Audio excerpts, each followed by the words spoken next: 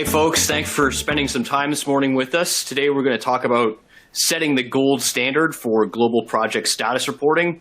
And we're going to show how the ITPMO at Jabil returned 300 hours per month in productivity with VividCharts. I'm super excited about this. I've done a few ITBM implementations, and we spend a lot of time and energy making sure that this data can get into ServiceNow.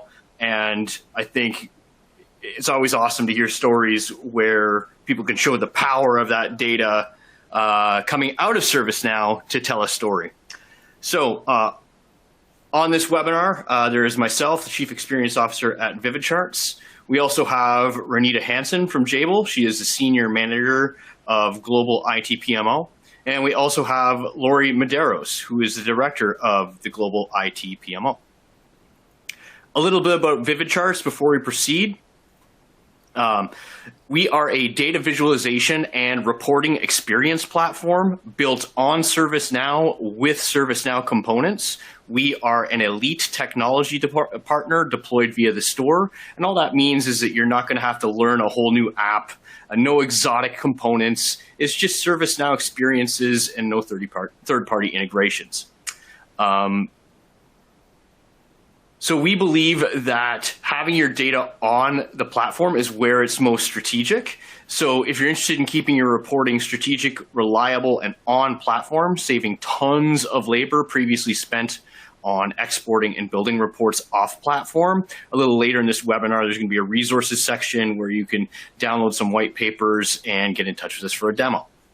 This call is going to be structured as so. First, we're going to learn a little bit about Jabil and how Jabil has used ServiceNow up to this point, and how they use project status reporting specifically, and what caused their journey to VividCharts, and what made the difference when using VividCharts, and then looking ahead to see what's on their roadmap.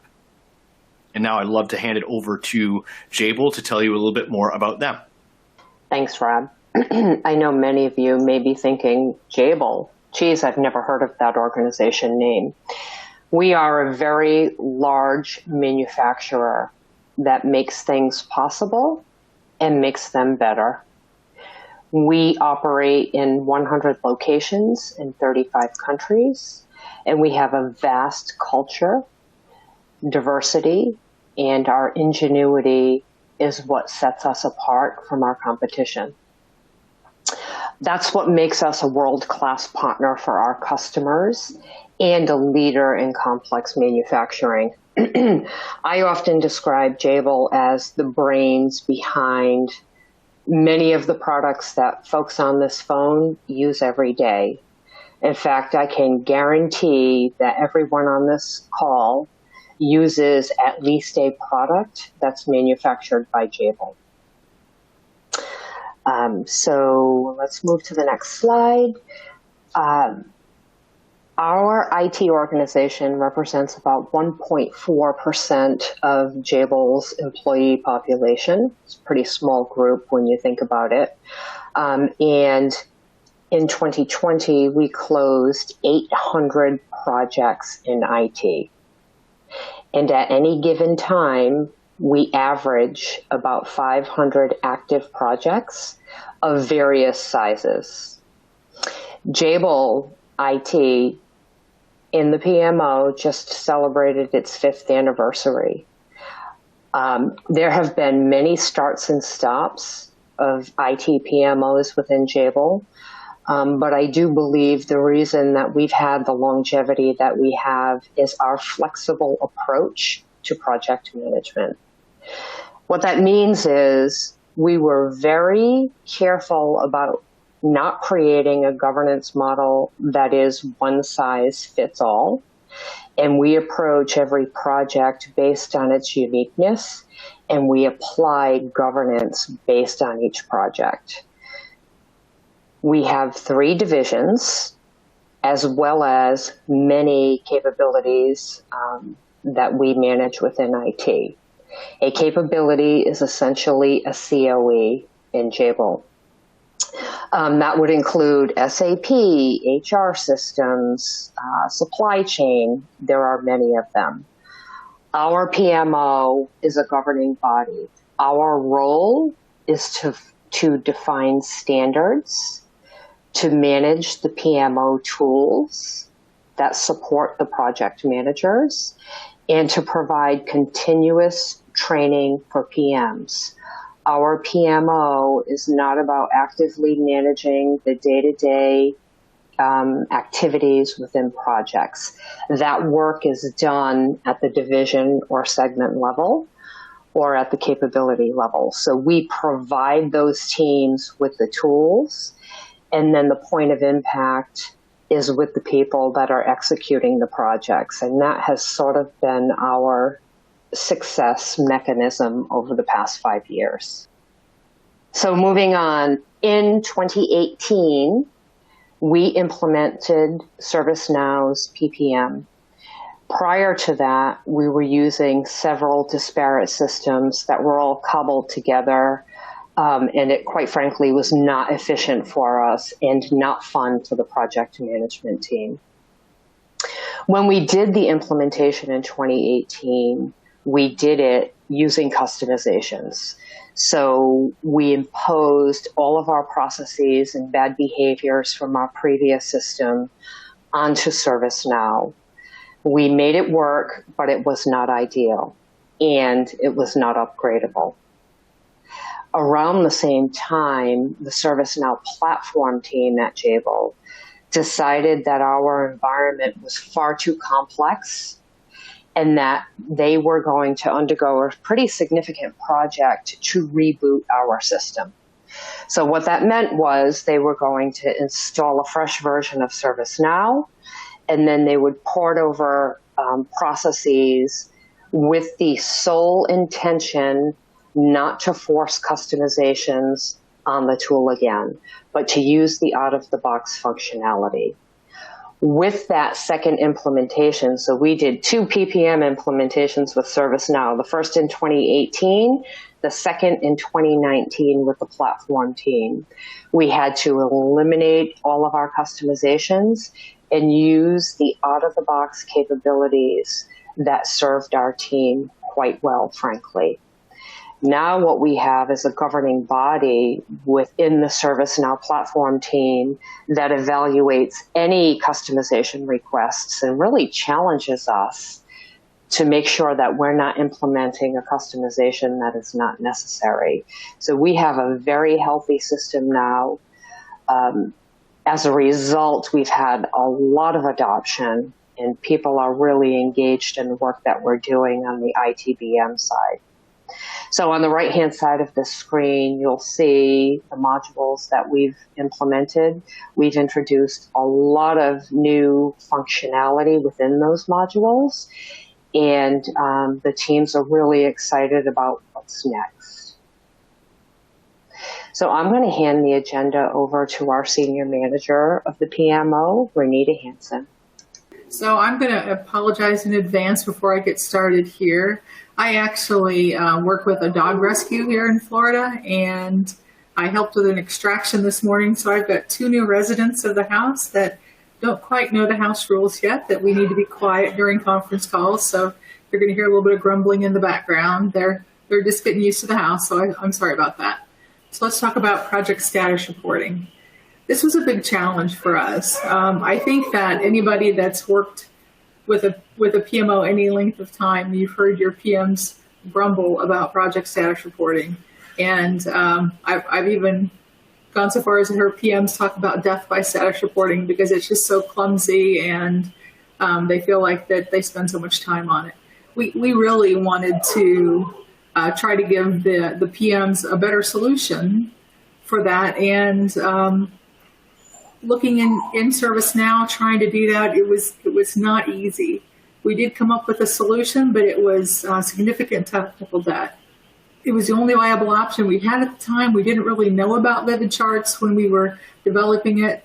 As you can see, it basically was part of the dashboarding tool with inside a ServiceNow, and we just used a content block and tailored it to have the pieces of information we wanted on there.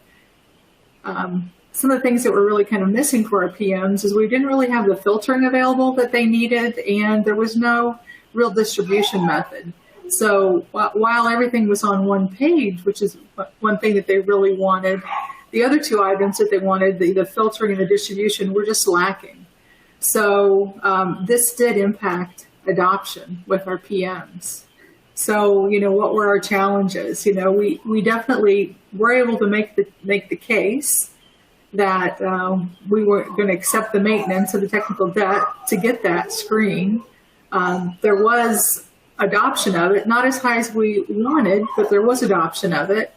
But then if people wanted to distribute it, they had a couple of options, right? They could do a screen scrape and send it in an email, screen scrape, stick it in a PowerPoint, but that was really the best way to distribute it.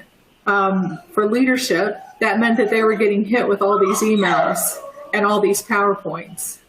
So not really the best solution for them.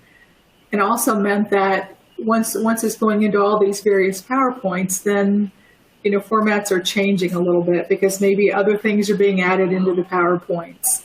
I once had one of our executives challenge me that we need consistency. We need one place to go. And I really don't want to spend more than 7 seconds on any project status report. That really kind of hit me hard because if you're spending 7 seconds on a status report, that means it's very consistent. Everything's in the same place on the page. Your eye knows exactly where to look, and you can really look through things very quickly. Well, the solution we had kind of got you there, but it didn't really get us all the way there. So we really needed to evolve and get there a little bit better. I talked to Lori about it. Lori's my boss, and when we thought about that next evolution of the status report and getting us to where we really needed to be, weren't really sure that staying with the technical solution we'd come up with was the right path. So we started looking at other solutions, and one of the solutions we looked at was VividCharts. We did look at other options as well. There are other players in this space that say they help with reporting, status reporting, etc. We really didn't feel that the other options gave us what we needed. Again, we're looking for flexibility. We wanted to be able to easily filter down to, okay, these are the projects that I'm looking for. If you can imagine you're in a status meeting, you want to be able to easily say, okay, I want to look at just Renita's projects or just Bob projects or just Julio's projects very easily and filter them quickly. Or you want to be able to just look at a particular program's projects very quickly. We weren't able to do that with our old solution. And we wanted to be able to do that automatic distribution method like we talked about. So like once a week, just send out all the status reports to the affected stakeholders. VividCharts was the only solution we saw that would really get us there. So when we're looking at VividCharts, what were some of the advantages? It's natively built within ServiceNow. That really facilitated being able to easily distribute the reports powered with real-time data. Not only could we easily distribute reports, but I really feel like the way that we're distributing them kind of drives people back to the tool, and it's encouraging people to continually look into the tool for the data, which is really nice. And having consistent reports. So the same format and simplifying the process for the leadership is really important. The automation really worked nicely for us and eliminated a lot of the technical debt that we had. So we have a process today that we're going to talk about a little bit more later that works very nicely. It's very slick, but we do have an automated process in place for the distribution. So the leadership buy-in, once they understood the challenges we were having with our status reports and what the need really was, it wasn't too much of a struggle convincing them that we needed to do something a little bit different. And we were able to sell them that, yes, we needed this tool and we needed to move forward with a different solution than what we had. They also obviously were in favor of us getting rid of the customizations that we'd done in the system. Lori talked about that we had done a reset and we tried to get rid of any customizations we could in the system. So this is definitely in line with that. It also doesn't hurt that our ITSM team was exploring VividCharts at the time, and I think they had a little bit of knowledge about the tool. So that's always an advantage when we're not the only ones that have a little bit of knowledge. And we had somebody on our ITSM team that had come from Raymond James, where they had a lot of success with the tool. So that always helps, again, when that knowledge is already in-house, so they are familiar with the tool. So this is what we ended up with for our new status report. And I've got to say, it's just miles ahead of where we were. I think if you think about that other screenshot that we looked at, you can see that I'm not the UI person. I'm not probably the one to be designing what it should look like. This was what we came up with working with VividCharts. And I've got to say that they were very patient with me in helping to figure out what this should look like. There was definitely a lot of collaboration, a lot of back and forth, and Lori was a big help with what this should look like as well. I would say that the VividCharts team, anytime we wanted to tweak this or change it a little bit, they were very helpful with getting this to where we need it to be. And the reception from our team has been quite good. So this status portal really did help us overcome our filtering challenges that I mentioned earlier. So this is a little recording that VividCharts helped us with. It's going to kind of take you through how it works, but I'm going to talk about it while it does that. So this portal is really nice because that name field that you see up there, that really allows us to just type any word we want to, and it will help us search the projects and filter by that word. Whether it's a person's name, a name on a project, or whatever, you can really filter down your projects very quickly to what you want to look at. You can also add other fields, as you can see, like portfolio, program, state, etc., to filter down what you want to look at. This is also where you can create project sets. The sets are pretty powerful. We have multiple groups using those for status reporting. If you can imagine that you have a meeting with your executives, and beforehand, you take the projects that you want to meet with them about, and you create a project set. Then when you go to that meeting, all you have to do is pull up that set and view it and scroll through it. And they can easily see the status for the reports you want to review. Another nice feature of these sets is you can grab the URL and email out the URL and drive people directly into the set to review those status reports as well. So it's just a really nice feature. This portal is just really a really good tool for your program managers, your portfolio managers, to help them drive people towards the right statuses of the projects that they want to drive them towards. So I mentioned earlier about the automated distribution of the status report. This is what the email looks like that people get.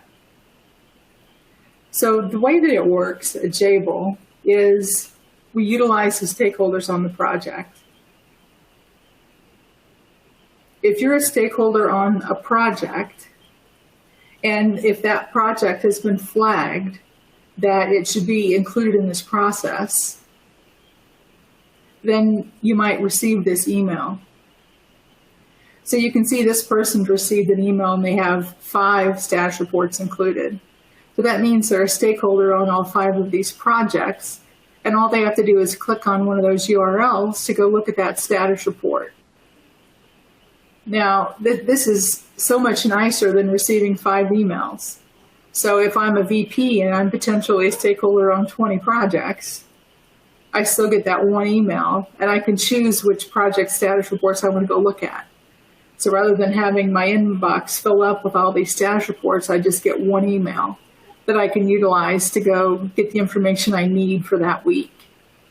So we just have it automatically at a set time on Friday go out, and then our executives can stay informed of the projects that they need to be informed on. But to me, this is a very elegant solution, and Robert actually helped us develop this, and I'm pretty grateful. This is really nice. So I would say that since we've moved to VividCharts, that the number of people utilizing the status report has gone up greatly. Our team in Asia And the segment over there has all really gravitated towards it where they weren't using it at all before. Here we've got a statistic that 60% of the team is using the status report. I think that's way up over what it was before. The region that's using it for their weekly status meeting, that really is our Asia region.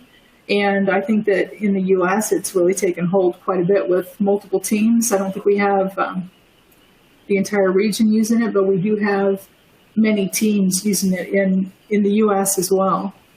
I think that we're starting to see, a little bit more of a groundswell with people asking, hey, can we use VividCharts for more things? So I think that there's definitely excitement and interest in VividCharts, and I definitely think that we're going to be able to leverage the solution more and more over time. So it's very exciting to me. So, some of the benefits. So our governance team, which, I lead, now we can spend, more time doing other things. Really looking at key projects. But, one of the things that our leadership can do, if we looked at that status portal and the sets, they can not only send out the URLs, driving them back to the sets, they can download those to PowerPoint or to PDF and email them out if they would like.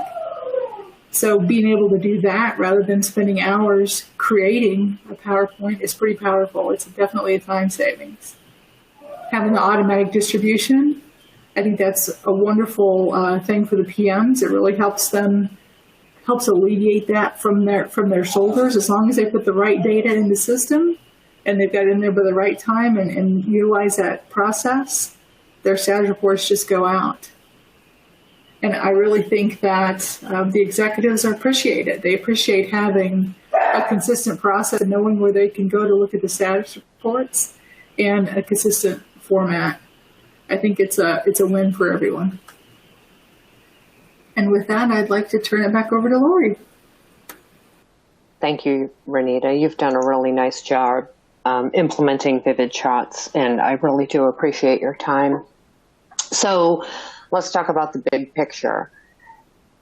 Our journey over the last 5 years is to create credibility for a PMO, to get people who will follow the process, to put in flexible governance, and to implement a PPM that supports our project managers' needs. In our case, we did it twice, but we're not doing it again. So in early 2021, it was the perfect time to introduce VividCharts as our standard reporting tool. All of our design work is done with our project management community and stakeholders in mind. And we want to make sure that the folks that have a vested interest can utilize this tool with minimal guidance, meaning that it's self-service, it's intuitive, and we have that with VividCharts. Reporting is clean and easy. It's easy to interpret the reports that we're designing. And for decision makers, it's easy to get the information that you need at your fingertips pretty quickly so you can start taking action to keep your projects on track. So we're pretty excited with the VividCharts tool. So where do we go from here? We had such success with status reporting, which, as Renita mentioned, was a thorn in so many sides, not only the PM sides, but the stakeholders as well. They weren't getting the information in a consistent way, on a consistent schedule, and now they are, and they're asking for more. With the status report automation this year, Renita and the team were also able to implement a one-page project charter, which aids our stakeholders in really looking at submissions through demand to understand what the business problem is that's trying to be solved. Some high-level information about what's in and out of scope, what the potential costs are, how long it will take, and we actually force rank all of our demands. So it's a quick way for decision makers to understand what's in their backlog and how they can prioritize that work.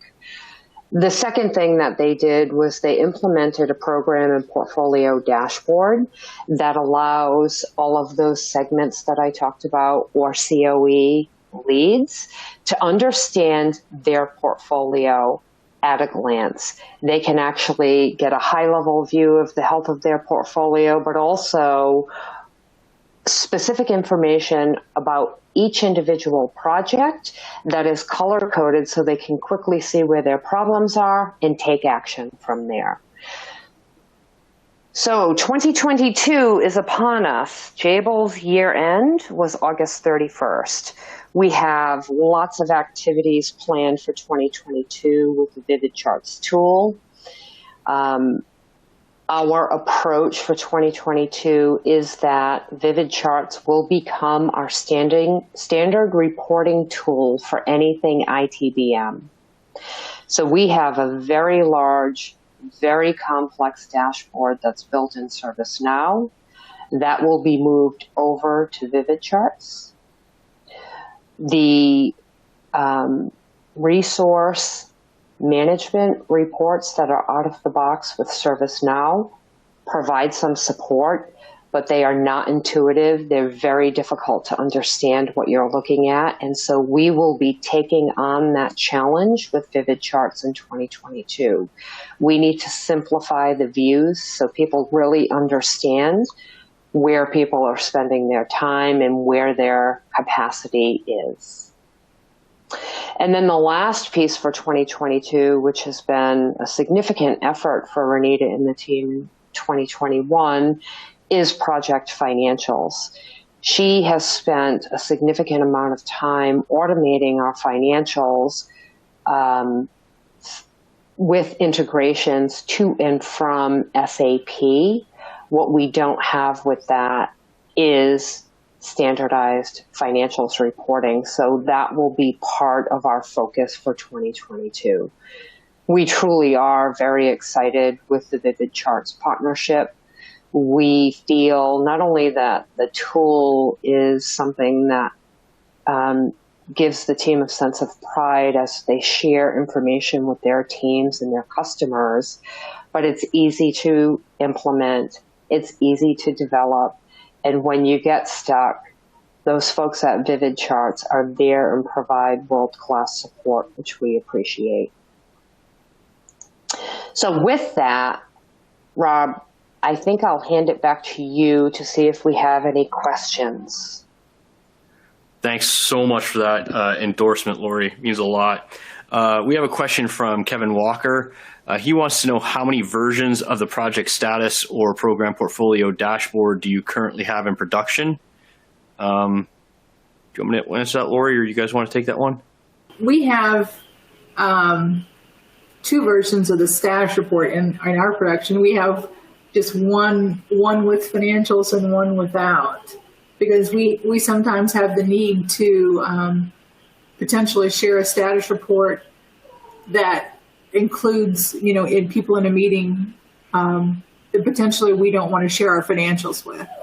So we have the option for PMs to grab a copy of the status report without the financials. So that's just the only two versions we have, is one with financials and one without. And just to add to that, Rob, we really don't want multiple versions of a status report. We're trying to get everyone to look at one consistent form. Certainly, there was a need to exclude financials for external parties, but you don't want to manage 4 or 5 different versions. Projects are not that different. They all have the same reporting needs. And what I would say is you need to challenge your customers to make sure before you go and add another version why it is really important, or if there's an element that they need to make sure that they just include it as part of the standard report. All right, so that should answer the number of how many versions. Another question that has come up is, what was the VividCharts deployment like?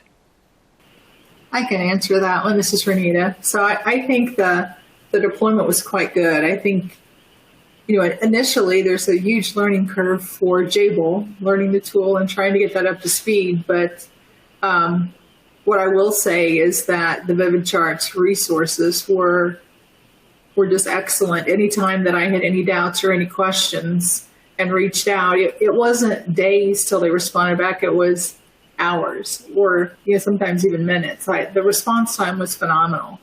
And anytime I got stuck or something didn't work quite right, they just jumped in there and it just seemed like it magically got fixed. So in my eyes, the deployment was awesome. What was the most challenging part of the project status project, i.e. aligning on one template, the build out, the rollout, the adoption, etc.? I would say probably the most challenging thing was my lack of vision on the UI and what it should look like. I think that knowing what should be on the status report wasn't really the challenge. It was more I needed some help on what the page should look like. And VividCharts stepped up and definitely contributed, and as did Lori. She gave me some guidance as well. But I think the challenge was probably my own limitations on that, nothing else.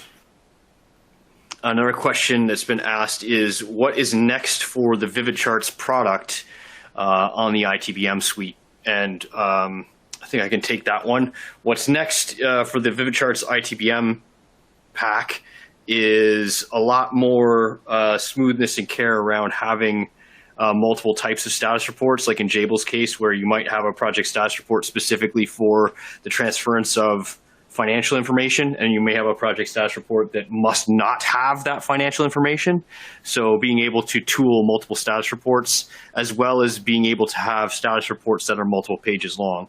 Like, for example, in that financial status report, maybe the financials are page 2 of 3, and other pages are dedicated to other types of status of the project. So we have a few things in the pipe that we can talk about on a demo. Another question out there, all of the information displayed on the status report is coming directly from the PPM tool, I assume, or are custom fields required to feed the details? This is another one I'll take. Yes, anything that is on ServiceNow, VividCharts can see, because in fact it uses ServiceNow's query engine to collect the data in order to display it. So all the information is coming from ServiceNow. Also, because we can do custom charts, we can embed custom calculations in those charts. So you don't have to think of things necessarily as queries, but you can also do analysis of the data before you present. One of the things that we've improved on as a result of VividCharts and creating that status report standard with VividCharts is an improvement in our data in ServiceNow. So historically, each PM would use Excel, PowerPoint, Word, whatever means they had to produce a status report. All of that data that they're populating into disparate systems doesn't get back to ServiceNow, which means you can't report on it. ServiceNow needs to be our primary point for data, and keeping it clean is critical, and this actually helped us to do that. That's an excellent point, Lori. We should lean in on that, is that the like VividCharts really helped you guys adopt a standard, right? It wasn't, and like how much political force was necessary in that, or was it more of a magnetic force?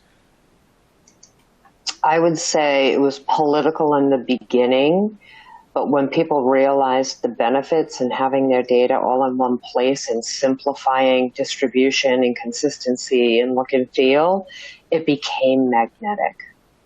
Are new versions of the product rolled out often, and is it challenging to adopt those new versions after getting used to the old styles? I'll take the first part of that, and Lori and Renita, if you can comment on the second half. So we our release cycle is generally 4 releases per year, but we do not have an N-1 policy like ServiceNow, so you don't have to feel pressured to necessarily adopt the latest version with the speed at which you'd need to for, say, ServiceNow. But in terms of, is it challenging to adopt new versions after you got used to the previous one? Renita, do you want to take that? Sure, I'm happy to. We've done 2 upgrades since we have implemented, and I've not found either one challenging. It's not been so drastic that we couldn't easily adapt. We have seen some very nice improvements in the functionality behind the scenes that allowed us to do things that we absolutely wanted to do. And as a matter of fact, we've seen that request we put in for functionality has already been incorporated in. So we definitely feel heard when we say, hey, it sure would be nice if the tool does this. I've already seen some of those things implemented in those versions. So I think that VividCharts is definitely responsive, and they hear what you say, and those things are rapidly being put into the new versions, but that it has not been challenging to adapt and grow with those versions. Hey, Renita, I wonder if you would, it's kind of a tangent to that question, but having 2 or 3 use cases of VividCharts in production and having gone through 1 or 2 of those upgrades, I wonder if you could speak on the labor involved in doing that upgrade. It's very quick. It's literally minutes per instance. With me, it's easy enough that my platform team just lets me put in a service request, and they'll immediately update dev and stage. I'll do some quick testing, and as long as everything looks good, another service request, and it's in production. It's very minimal work for everyone involved. Another thing I wasn't sure, it wasn't clear from the top of the call, but I want to ask this myself is, how much ServiceNow admin and development experience do you have, Renita?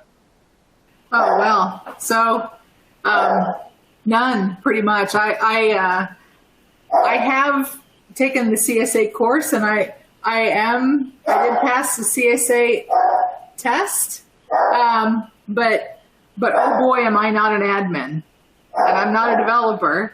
Yeah, and I don't mean that to take anything away from you. I just want to make clear, too, the kinds of people who can be empowered to build on VividCharts without necessarily being the ServiceNow admin or relying on that team. Yeah, I would say that probably the only requirement is that you understand your data. Awesome. Thanks for that. We have another question from the audience. Maybe this goes to you or Lori. Why do you think the adoption of that PM status report took off? Was it the consistency of format, or the exportability to PPT, or the automated email distribution, or something else?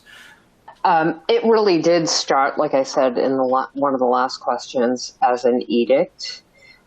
It sold itself because of the standard look and feel, the simplicity of use, and the automated distribution of status reports that PMs just don't need to do anymore. And so we've saved our project managers a whole lot of time by simply making status reporting updates in ServiceNow, and then we just run those reports and distribute them through email on a weekly basis. And so I'm not sure that it was one thing. I think it's a combination of things. I will say that organizational change management, as many of you know, is a critical component to any new technology that you deliver with audiences. So don't underestimate the amount of, I'll call it selling, that you need to do to make sure that people really utilize the tool.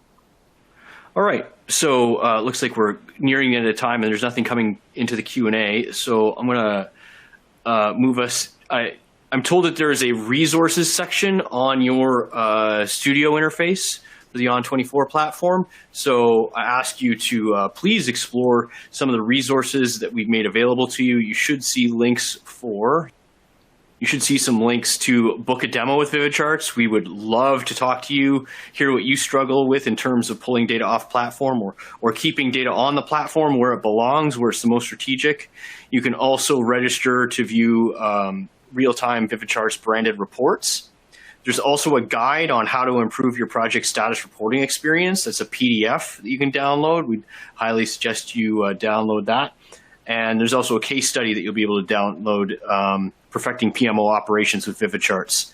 And we would just love to hear from you and love to demonstrate our tool to you. And thanks for spending your time with us this morning.